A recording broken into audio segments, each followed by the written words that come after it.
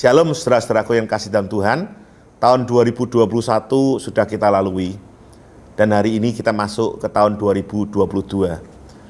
Dan Natal kemarin mungkin sangat berkesan dalam hidup kita. Karena Natal tahun sebelumnya hampir semua gereja tidak mengadakan Natal ya. Jadi gereja kami juga 2 tahun lalu tidak mengadakan Natal karena pandemik. Dan tahun ini biarpun ada pandemik, puji Tuhan kita bisa Natalan karena kita bisa memajukan harinya dan kita semua bersuka cita.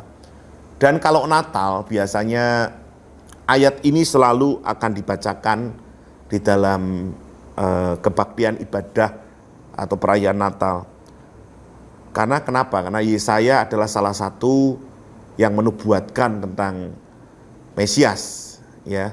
Firman Tuhan berkata dalam Yesaya 9 ayat 5, sebab seorang anak telah lahir untuk kita, seorang putra telah diberikan untuk kita.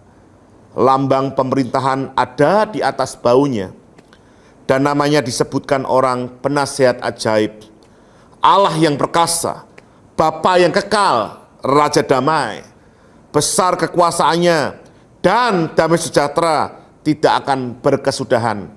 Dan damai sejahtera tidak akan berkesudahan di atas tahta Daud dan di dalam kerajaannya, karena ia mendasarkan dan mengokohkannya dengan keadilan dan kebenaran dari sekarang sampai selama-lamanya. Saudara yang kasih dalam Tuhan, ayat ini sangat memberkati saya. Waktu Natal-Natal saya pertobatan baru, mengalami Tuhan, dan Natal ini memberkati saya. Kenapa?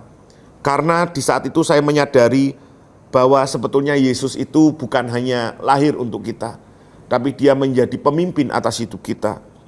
Dan namanya, kalau saudara lihat, dia bukan hanya Allah yang perkasa, Bapa yang kekal, tapi Raja damai. Saya sangat senang kata-kata Raja damai. Dan dikatakan damai sejahtera tidak akan berkesudahan. Ketika kita menjadi anak Tuhan, ada damai sejahtera dalam hidup kita.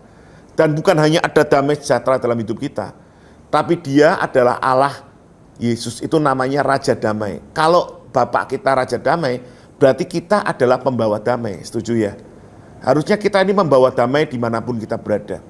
Bahkan ada lagunya, namanya penasehat ajaib, Allah yang perkasa, Bapa yang kekal, Raja damai. Saudara, ini ayat ini memberkati saya dan puji-pujian ini indah, saudara. Firman Tuhan berkata sekali lagi, dia adalah Raja damai. Saudara yang kasih dalam Tuhan, apakah hidup kita ini sudah membawa damai?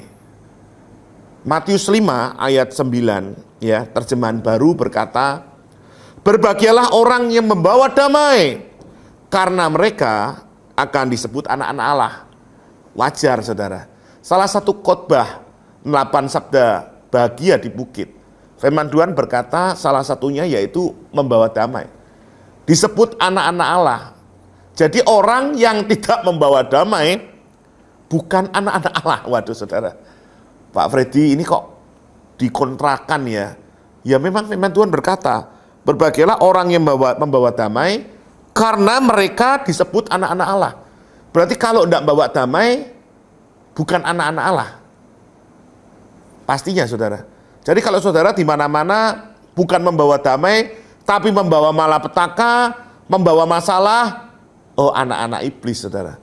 Karena iblis itu tujuannya mencuri, membunuh, ya toh. Matius 10 ayat 10 saudara. Jadi iblis tujuannya membunuh, mencuri, dan membinasakan dan sebagainya. Tapi Allah tujuannya membawa damai sejahtera. Jadi sekali lagi Bapak Ibu saudara yang kasih dalam Tuhan, firman Tuhan berkata kita ini harusnya membawa damai. Membawa damai pekerjaan yang menuntut satu kemampuan, keahlian untuk melakukan tindakan aktif saudara. Sekali lagi kalau biasanya saya mengajar, kami mengajar, saya dan istri, kita mulai praktekkan di dalam keluarga kecil kita. Tidak usah terlalu muluk. Puji Tuhan kalau Tuhan bawa kita membawa damai di dunia ini saudara.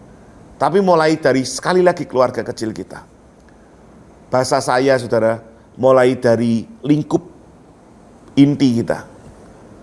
Jadi kalau saudara punya istri, punya suami, dan anak-anak, apakah kehidupan saudara membawa damai untuk mereka?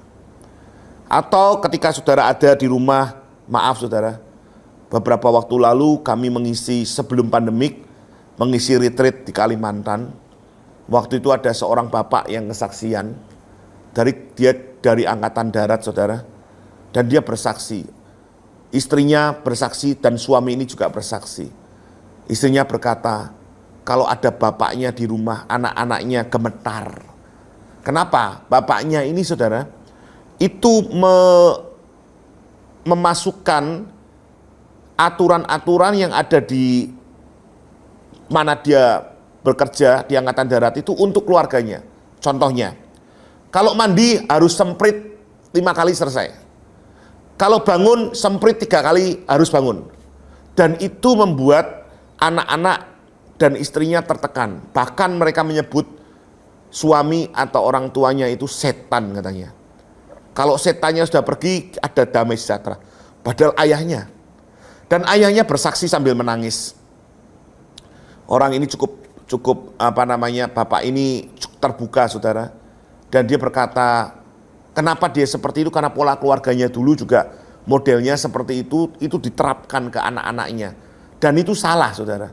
Puji Tuhan saat itu, waktu itu dia datang bersama-sama cukup banyak dari teman-temannya juga ikut retreat itu. Dan mereka semua dilawat Tuhan. Dan puji Tuhan saudara yang kasih Tuhan, bapak ini bersaksi, saya bertobat hari ini. Dia bisa menjadi damai, menolong orang-orang lain, tapi saudara di rumah tangganya kacau, bahkan menganggap dia setan saudara. Kenapa? Bayangkan kalau mau mandi disemprit berapa kali, 5 kali harus keluar. Kalau enggak keluar saudara, gebrok-gebrok saudara. Kalau enggak disuruh push up saudara. Bahkan istrinya sampai tertekan. Puji Tuhan, Tuhan tolong mereka. Apakah kita membawa damai di keluarga kita? Apakah saudara membawa damai di lingkungan keluargamu? Apakah engkau membawa damai di gerejamu saudara?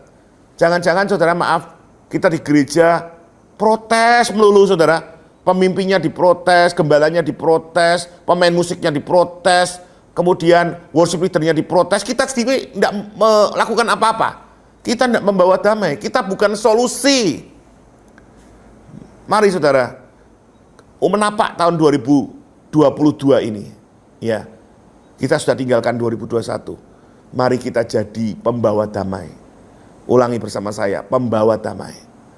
Dimanapun kita berada, Tuhan jadikan aku pembawa damai. Berbahagialah orang yang membawa damai, karena dia disebut anak-anak Allah. Saya mau disebut anak Allah. Saya mau di gereja membawa damai. Saya mau di komunitas di mana saya melayani membawa damai. Saya mau membawa damai dimanapun saya berada. Mau saudara? Hari ini di dalam nama Yesus. Mari kau yang mau angkat tangan bersama dengan saya. Tuhan Yesus, berkati tangan-tangan yang terangkat. Kami mau membawa damai di rumah kami. Di komunitas di mana Tuhan tempatkan. Di pekerjaan kami, di kampus kami, di sekolah kami.